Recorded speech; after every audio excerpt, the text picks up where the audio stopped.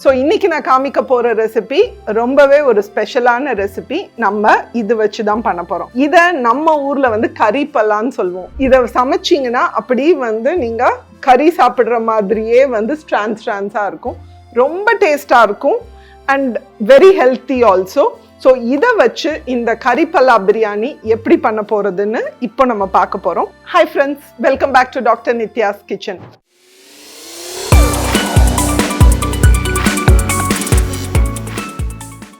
So first வந்து நம்ம தாளிச்சு விட்டுட்டு பிரியாணிக்கு அதுக்கப்புறம் இதை வெட்டலாம். ஏன்னா வந்து யூஸ்வலாக இதை வெட்டுறது வந்து வெட்டி கொஞ்ச நேரம் வச்சிங்கன்னா அது பிளாக் ஆகிறதுக்கு சான்சஸ் இருக்குது. ப்ளஸ் வெட்டும் போது நீங்கள் கையில் எண்ணெய் தடவிட்டு வெட்டணும். அப்போ தான் கை வந்து பிசுபாகாமல் இருக்கும். ஸோ நான் ஃபர்ஸ்ட்டு குக்கர் சூடு பண்ணிக்கிறேன். நம்ம இங்கே எடுத்துருக்கிறது 1/4 கிலோ அரிசி, அதாவது 250 கிராம் அரிசி. 1.5 டம்ளர் வரும் நம்ம சாப்பிட்ற டம்ளரில். ஸோ அந்த அரிசிக்குரிய அளவு தான் நான் எல்லாமே சொல்ல போகிறது. குக்கர் சூடான உடனே ஒரு 3 டேபிள் ஸ்பூன் குக்கிங் ஆயில், ஒரு 2 டேபிள் ஸ்பூன் நெய். எண்ணெய் காஞ்ச உடனே நான் வந்து 2 ஏலக்காய், 3 கிராம்பு, ஒரு துண்டு பட்டை அதில் ஆட் பண்ணுறேன். ஸோ பட்டை, கிராம்பு, ஏலக்காய் பொரிஞ்ச உடனே நான் 75 கிராம் வெங்காயம், அதாவது 2 மீடியம் சைஸ் பெரிய வெங்காயம் நீளமாக வெட்டி வச்சுருக்கேன். அதோட 5 பச்சை மிளகாய். நீங்கள் உங்கள் காரத்துக்கு ஏற்ற மாதிரி அதை நீங்கள் கூட்டவோ குறைக்கவோ செஞ்சுக்கோங்க. இது வந்து மீடியம் காரம் தான் இருக்கும். அண்ட் இதில் வந்து நம்ம மிளகாத்தூள் எதுவும் ஆட் பண்ண போகிறது இல்லை. ஸோ அதனால் பச்சை மிளகாய் நீங்கள் உங்கள் காரத்துக்கு ஏற்ற மாதிரி அட்ஜஸ்ட் பண்ணிக்கோங்க. ஸோ இந்த வெங்காயம் வதங்குற நேரத்தில் நான் பாஸ்மதி அரிசி நான் வந்து 250 கிராம் வந்து கழுவி தண்ணியில் ஊற வச்சுருக்கேன். யூஸ்வலாக பாஸ்மதி அரிசியை நீங்கள் ஹேண்டில் பண்ணும்போது ரொம்பவே ஜென்டலாக ஹேண்டில் பண்ணும். ரொம்ப ஹாஷாக அதை வந்து கழுவுனீங்கனாலும் உங்களுடைய பிரியாணியில் ரைஸ் உடையிறதுக்கு சான்சஸ் இருக்குது. ஸோ இது குக்கார நேரத்தில் நம்ம 2 விஷயம் பண்ண போகிறோம். இந்த பிரியாணிக்கு பிரியாணி பவுடர் பண்ணணும். ஸோ இந்த பிரியாணி பவுடர் பண்ணுறதுக்கு நான் வந்து ஒரு 1/2 ஸ்பூன் முழு மல்லி, ஒரு 5 ஏலக்காய், ஒரு பிரியாணி இலை, ஒரு மராட்டி மொக்கு, 3 பீஸ் பட்டை, ஒரு ஸ்டார் அனீஸ், ஒரு சின்ன பீஸ் நட்மெக், 4 கிராம்பு, 1/4 டீஸ்பூன் மிளகு, 1/2 டீஸ்பூன் ஜீரகம். இது அவ்வளோத்தையும் நம்ம வறுக்கலாம் வேண்டாம், அப்படியே பவுடர் பண்ணி வச்சுக்கலாம்.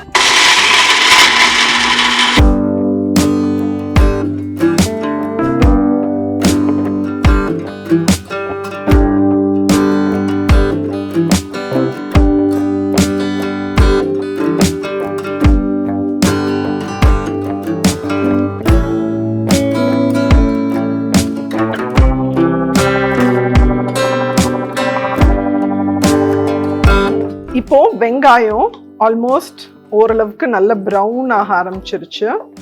இந்த ஸ்டேஜில் நான் 1.5 டீஸ்பூன் இஞ்சி பூண்டு பேஸ்ட் அது போடுறேன். இஞ்சி பூண்டு பேஸ்ட் வாசனை வந்த உடனே தக்காளி பழம். தக்காளி வந்து நான் ஒரு பெரிய தக்காளி எடுத்திருக்கேன். இந்த தக்காளி வதங்குறப்போ ஒரு 1/2 டீஸ்பூன் மஞ்சத்தூள், 1 டீஸ்பூன் உப்பு. இப்போ ஒரு 1/2 கைப்பிடி கொத்தமல்லி இலை, ஒரு 1/2 கைப்பிடி புதினா வதக்கலாம். அதே டைமில் நம்ம கழுவி வச்ச இந்த ஜாக் ஃப்ரூட் கறி பலா.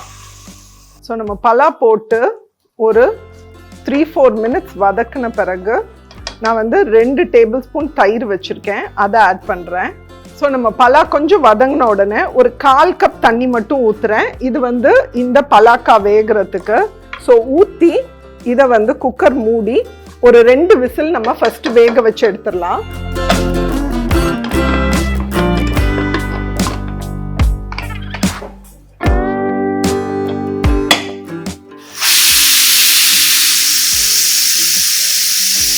ஸோ நம்மளுடைய பலாக்காவை இப்போ ஓப்பன் பண்ணிடலாம். ஸோ இந்த ஸ்டேஜில் நம்ம அரைச்சி வச்ச அந்த பிரியாணி மசாலா இது வந்து நான் 1 டீஸ்பூன் ஆட் பண்ணுறேன். ஸோ இதை போட்டுட்டு நம்ம எடுத்து வச்ச அந்த அரிசி, 1 டம்ளர் அரிசிக்கு நான் வந்து 1.5 டம்ளர் தண்ணி ஊற்ற போகிறேன். ஸோ ஃபர்ஸ்ட் வந்து நான் ஒரு 1/2 கப் தேங்காய் பால் வச்சுருக்கேன், அதையும் ஆட் பண்ணிக்கிறேன். ஸோ நம்ம வந்து 1.5 கப் போட்டிருக்கோம். ஸோ நம்மளுக்கு வந்து 1.5 + 3/4 2.25 கப் தண்ணி தேவைப்படும்.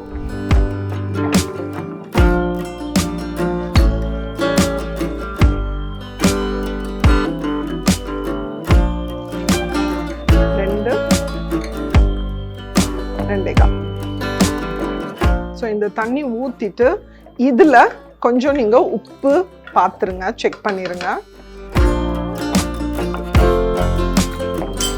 இன்னும் கொஞ்சம் உப்பு தேவைப்படுது. ஸோ உங்களுக்கு வந்து அரிசி வேகிறதுக்கு முன்னாடி உப்பு வந்து பார்த்தீங்கன்னா அந்த தண்ணி வந்து உப்பு தண்ணி மாதிரி, லைக் கடல் தண்ணி மாதிரி உங்களுக்கு டேஸ்ட் இருந்ததுன்னா உப்பு சரியாக இருக்கும். ஸோ நான் கொஞ்சம் உப்பு போட்டுட்டேன். ஒரு அரை எலுமிச்சம்பழத்துடைய ஜூஸை நான் புழிஞ்சு விட்டுறேன். ஸோ பாருங்கள், இப்போ வந்து தண்ணி கொதி வந்துருச்சு.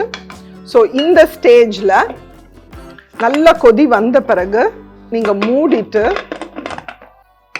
உடனேவே வந்து வெயிட்டை வச்சுட்டு குக்கரை வந்து சிம்மில் வச்சுருங்க. இந்த மாதிரி 9 மினிட்ஸ் விட்டுருங்க, டிஸ்டர்பே பண்ணாதீங்க. 9 மினிட்ஸ் கழிச்சு ஸ்டவ்வை ஆஃப் பண்ணிவிட்டு 20 மினிட்ஸ் கழிச்சு தரங்க. ஸோ இது வந்து ஜென்ரலாக எனக்கு வந்து ஒரு ஃபுல் ப்ரூஃபாக வர்ற ஒரு டைம் லிமிட். ஸோ அதே நீங்களும் ட்ரை பண்ணி பாருங்கள். 95% அது கரெக்டாக வரும். லைக் சம்டைம்ஸ் அரிசிக்கு ஏற்ற மாதிரி அது வித்தியாசப்படலாம். பட் ஜென்ரலாக கொதி வந்த பிறகு சிம் போட்டு 9 மினிட்ஸ் வச்சுட்டு 20 மினிட்ஸ் கழிச்சு நீங்கள் வந்து ஜென்டலாக குக்கரை திறக்கணும். ஸோ நம்ம ரெடியானோடனே பார்க்கலாம். ஸோ குக்கரை ஆஃப் பண்ணி இப்போ வந்து 25 மினிட்ஸ் ஆயிடுச்சு. நம்ம குக்கரை ஓப்பன் பண்ணலாம். ஸோ பாருங்க, நம்ம பிரியாணி நல்லா ரெடி ஆயிடுச்சு. ஆக்சுவலாக ஓப்பன் பண்ணும்போது உங்களுக்கு ஒரு நல்ல மீட் போட்டு பண்ண பிரியாணி மாதிரியே தான் ஸ்மெல் இருக்கும். இது பர்ஃபெக்ட் ஃபார் லஞ்ச் பாக்ஸஸும் கூட.